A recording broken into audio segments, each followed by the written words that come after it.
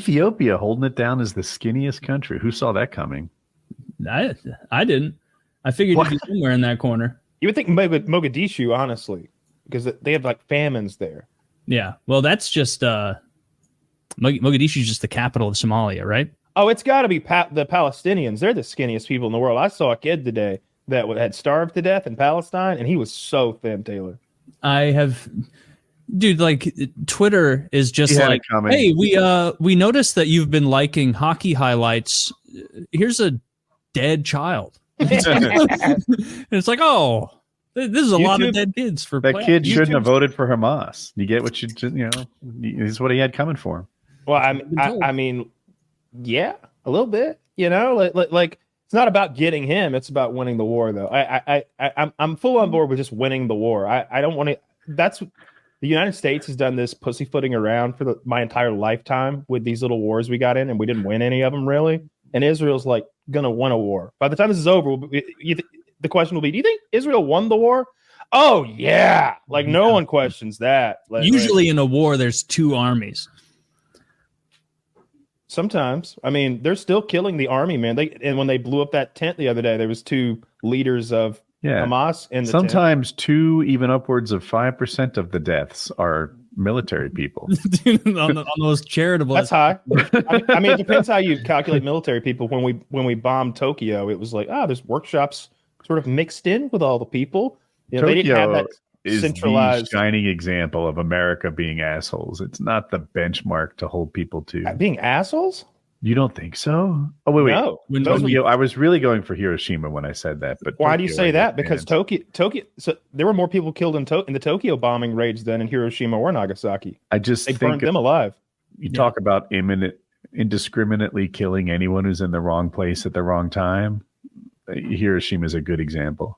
Yeah, but what they did in Tokyo is worse than indiscriminately. They planned for weeks, waiting on the weather patterns to be just right to create a firestorm. And they dropped the incendiaries in such a way to create a giant firestorm and burn a huge percentage of Tokyo. Yeah. They what did they do? They either took something out of the bombers so they could add more bombs. It's like we could add 800 more pounds of napalm if you do this.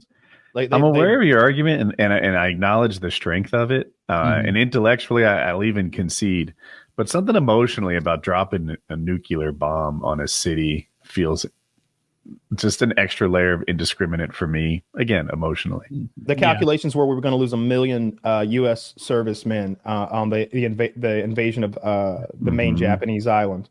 And the Russians were coming from the north as well eventually. So if we didn't end that war, then you were going to end up with South Japan and North Japan. And North Japan was going to be communist. That's what would really happen, and you'd lost 1 million Americans. So I always celebrate when I see that. There's this cartoon where they show the kids like eyeballs turning into liquid and slow motion and stuff, and I'm like, we all celebrate that. Yeah, you should have surrendered. What cartoons are you watching? It's this Japanese cartoon about the nuclear bombings. Oh, it's okay. I was more of an anime. Like, man, America normal was going, cartoons, Taylor. Yeah, America was going hard in the paint with their propaganda. If that's the cartoons they were making at the time. Look what we're doing to the Japs. And also, like, their military industrial base was intermixed with. It's not like they had this big factory over here and like, oh yeah, that's the fucking Mitsubishi factory. That's where all the bombers come from, and it's all on the outskirts of the city in its big square building. They had all these workshops like mixed into there weren't districts as much as everything was just sort of mixed together. So there would be a house here, and next to it, there'd be a shop that was making wheels for airplanes. And then next to that, there'd be another house, and then checker patterned everywhere. So they just burnt it all. To your point, some stuff has a lot of purposes. I watched the airplane show. I can't remember the name of ever. The Way We Were. I don't know. Did he put it out shortly ago? Anyway, they were doing bombs, and they're going after ball bearing factories. And they said, you know what? The war runs on ball bearings. Yeah, so do bicycles and strollers. But I can still acknowledge how you'd call it a military target. Dude, and the Japanese were going to fight. The scariest thing to live next to if it's getting blown up. A ball bearing factory? Like, Lord, it's just a whole factory claymore. Like, yes. That's a good point. Yeah. I didn't think of that. That is a problem. Yeah. And the Japanese were going to fight man, well, woman, just another horrible day at the ball bearing factory. How could this get any worse? Oh no! Did bombs really make that whistle sound? Is that a real? Yeah, thing? we talked about this. They put whistles on the bombs to scare people. Probably not like a nuclear bomb. That's remember that. I imagine that is. Well, that scary enough. The whistlers being for small. That bombs. one blew up at altitude anyway, so they wouldn't have heard it coming in. Did Japan hold a grudge for that long at all? I bet they did, but like I feel like they got Tokyo firebombed and they took like 3 days off, and they're like, "Well, let's rebuild." They got right to rebuilding. It's crazy. Then America came in with a plan on how to rebuild their economy, and they're like, "Yeah, we trust you. You're pretty good at economics." They're like, "Oh, followed it. You guys are the ones with the bombs. You just they kind of followed it. They tried to. They almost went communist. I think in the 60s there was a big movement, and that's when you've got that. You've probably seen the video, but maybe not known the whole context of when there's a Japanese man speaking on stage, and some dude runs at him with a. I don't know what the word. It's called like a wazakishi or something. It's the short sword that they carry. You know, the samurai carry two swords. The little one. He runs on stage with the little one and kills the fucking communist speaker on stage live on Japanese television. Everybody was watching, and that kind of put an end to the Japanese Communist Party. It's like an iconic picture.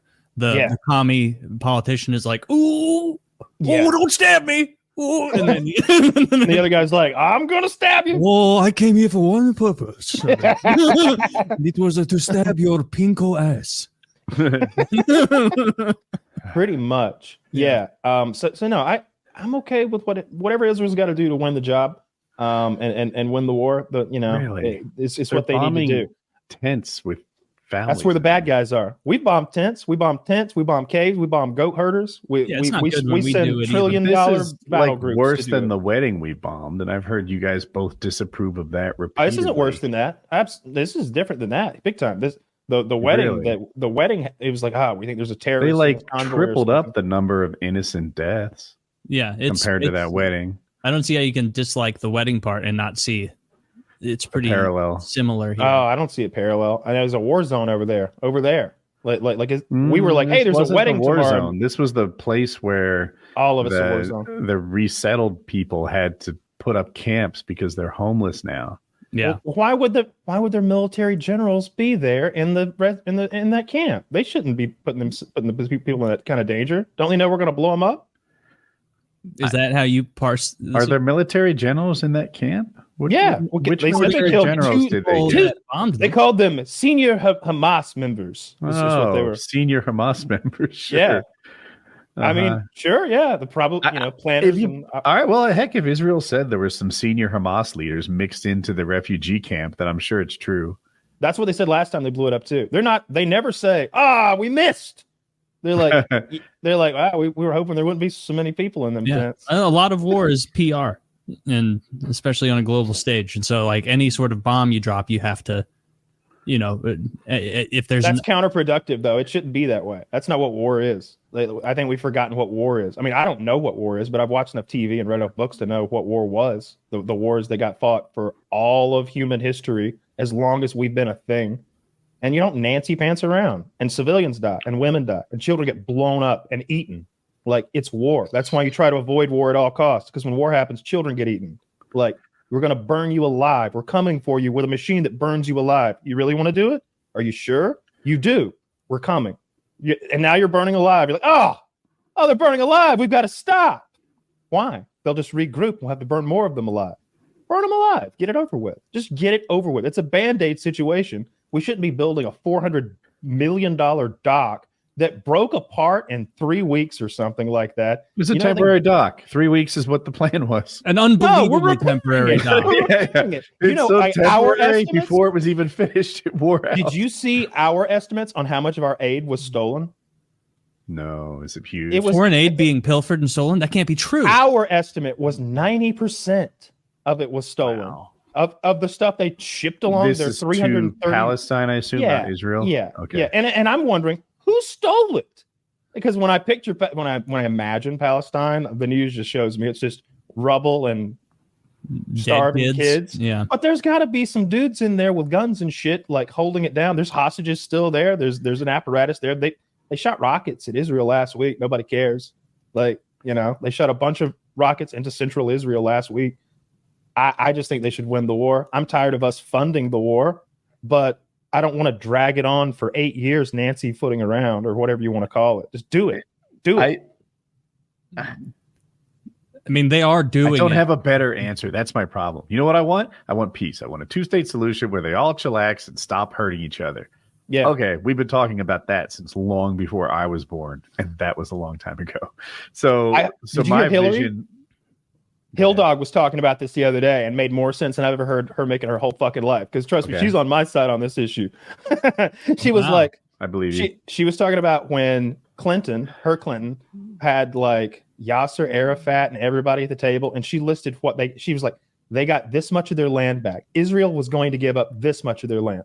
It was going to be like ran by this, overlooked by that, security guaranteed, money from here. And she like lays out this incredible plan where it's like, the Palestinians won in the 90s and I never heard about it. She's like, and they said no.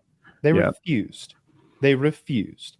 And that was one of the crowning like efforts of Bill Clinton. And I've talked many times before about how some leaders, president, corporation, whatever, are like the smartest guys in the room. They come up with all the answers and sort of are detail oriented, and they make the organization doesn't function well without them, but it functions well with them.